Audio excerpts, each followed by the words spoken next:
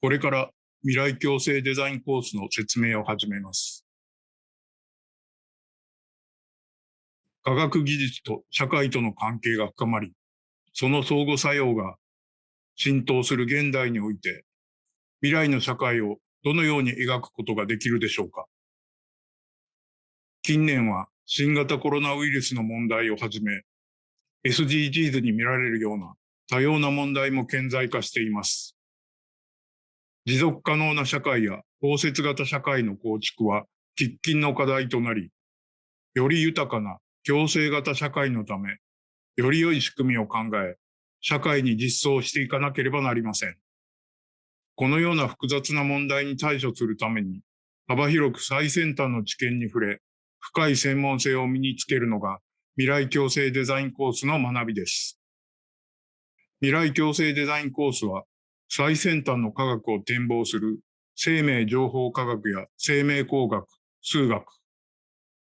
想像力や表現力を高めるアートやデザイン、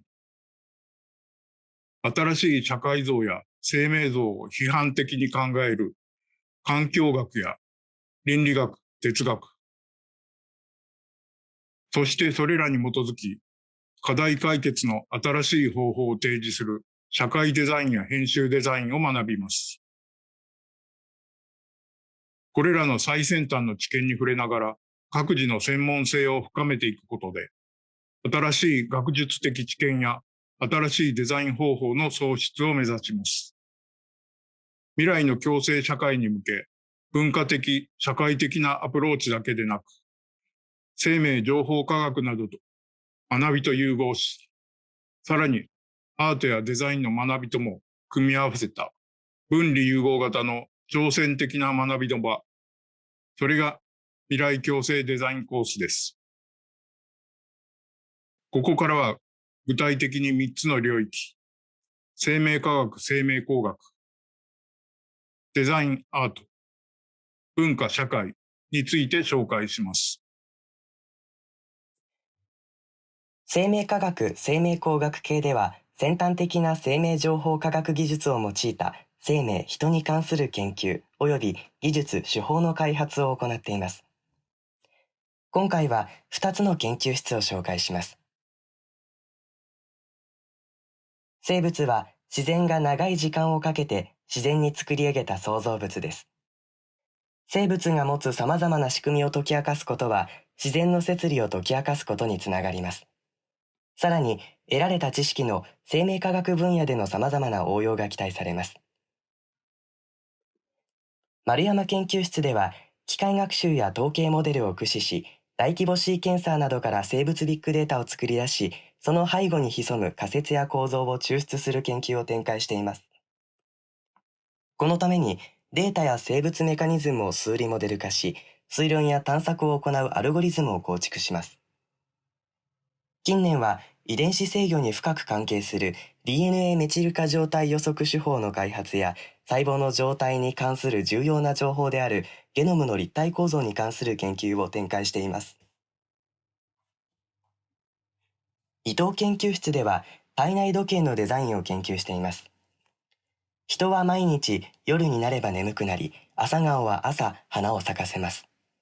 このように24時間周期で繰り返される生命現象は体内時計によって引き起こされています。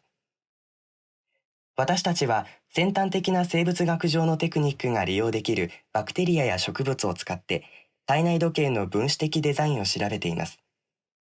また、数理モデルの構築を通して体内時計の普遍的な性質を調べています。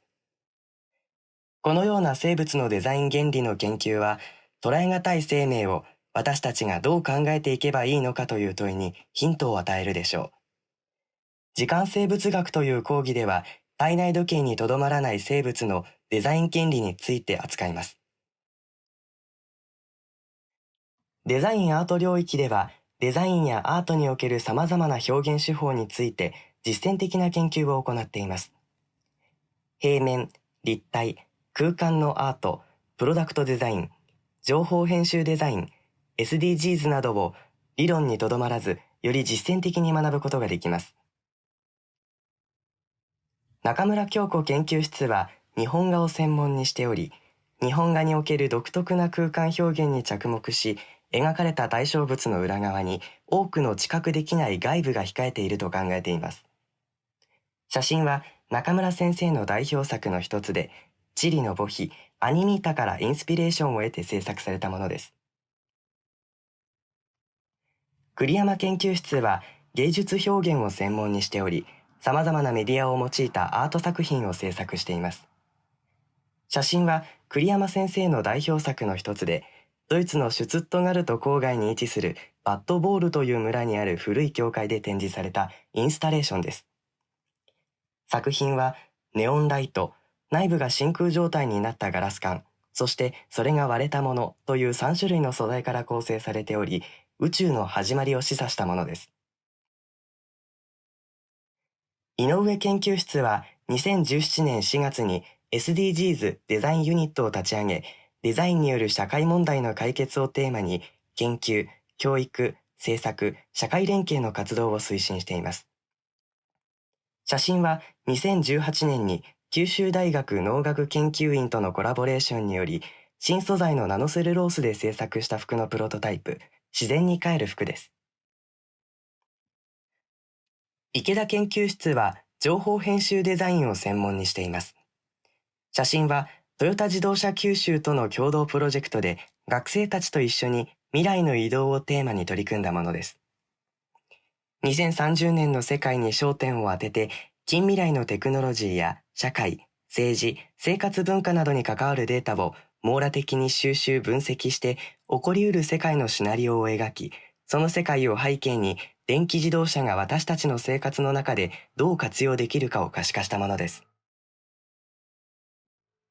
文化社会領域では、持続可能な社会や多様な人たち同士が多様なまま共に生きていく社会を実現していくための仕組みのデザインについて、デザイン哲学、環境社会デザイン、社会包摂デザイン、教育における多様性、文化政策、アートマネジメントといった分野において探求していきます。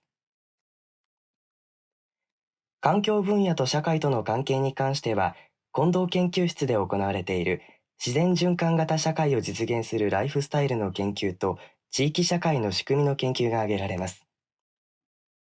ライフスタイルの研究は、地域の風土に適応したライフスタイルが近代的で画一的なライフスタイルへと転換する中でも持続可能なものとして発展していく可能性を捉え直すものです。写真はタイのライフスタイル調査の様子です。地域社会デザイン研究では、バイオマスや自然エネルギーを人々のつながりや活動を通じて地域社会の内発的な発展へとつなげていくあり方を研究しています。